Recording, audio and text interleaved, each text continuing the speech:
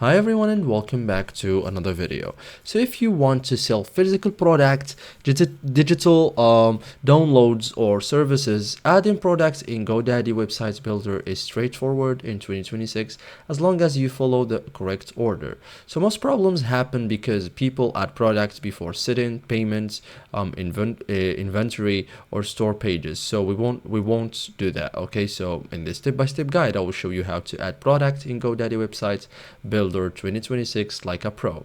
Okay, so make sure online store is enabled first. So log into GoDaddy, go to websites like this, select the website.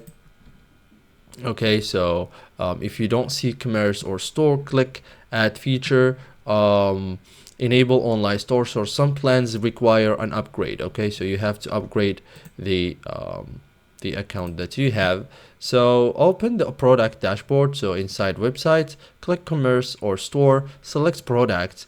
This is where all products are created and edited. Okay, so add a new product, click add product, choose product type, for example physical products, digital products like PDFs, files, downloads, and services. Okay, so then fill in product name, price, product description, upload product images, SKU, this is optional but recommended.